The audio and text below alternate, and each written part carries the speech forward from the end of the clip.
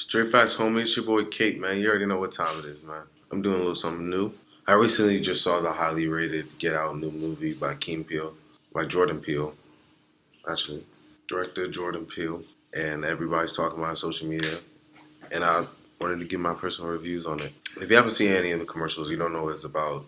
It's about a black boy who is dating this white girl, and he goes to meet her parents for the first time in a secluded area. Rule number one, by the way, never do that. And all of the people that work for the family are like black people, and like it's just like really weird, and a bunch of weird stuff starts happening, and then but personally, I thought the movie was incredible. Going into it, it looked pretty funny, and I left laughing, even though it was a horror movie. There was a lot of horror scenes, but um, this was Jordan Peele's first movie being a director. Usually, you see him on camera, all this stuff, but this was a big jump for him, and the Rotten Tomato gave him 100. They never do anything like that before the movie came out. So I was like, damn, he's getting a bunch of good ratings. And as I saw yesterday, they're well deserved. The black guy's best friend, I forgot his name, damn. But they use him as a bunch of the comedy relief with the TSA airport and all that stuff. So a lot of the comedy comes between him and the main character. I kind of wish I never saw the trailer, and I wouldn't even enjoy the movie even more because the trailer did give away a lot of interesting scenes. But there was still always stuff in the movie that I didn't see coming, especially towards the end. There was a good 5 or 6 plot twists at the end where I didn't see coming. But I don't really have too much critique of this movie. The actors did a very good job, and the scenery and the screenplay, this cast, the writing, everything was pretty damn good.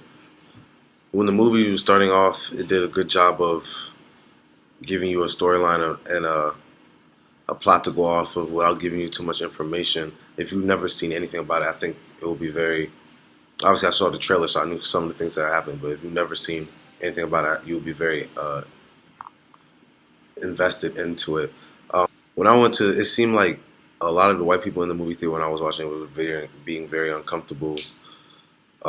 Which I mean, that doesn't bother me at all. I don't care.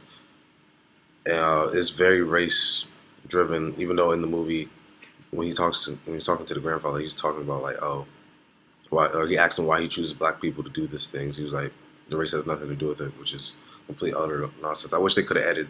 I wish the screenplaying could have did a better job of playing off why he does it to black people instead of just avoiding that. But whatever.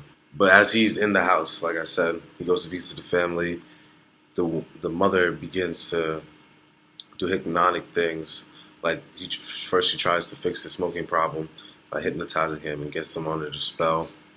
And then people come over to the family, like come over to the house, and then the family has visitors come over to the house, which seems like a big family gathering. But really, it's a looking auction off for the main character. He has no idea.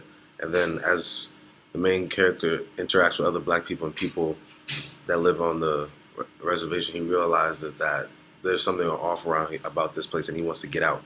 He wants to leave. He tells his girlfriend, like, yo, I just don't feel comfortable here. I want to leave. So she's like, okay. So that night they leave the game. He's packing his stuff. He comes downstairs and he rounds into the rest of the family. They're like, oh, where you going? Where you going? He's like, I'm trying to go. He's like, he asks his girlfriend, where's the keys? Where's the keys? She's like, I don't know where the keys are. I don't know where the keys are. And then later to be found, the girlfriend was in on it the whole time. And then they capture him and take him downstairs. He ends up, long story short, he ends up breaking out, killing most of them, and then getting saved by his best friend at the end, who, once again at the end, provides a bunch of plot twists and comedy relief for the movie.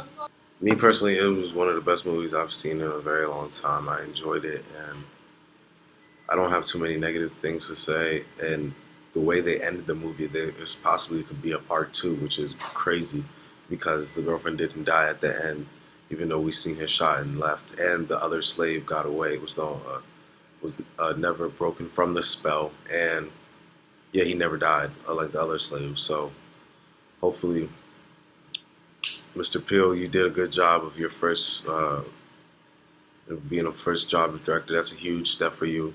Congratulations, and I hope to see more great work coming from you in the future.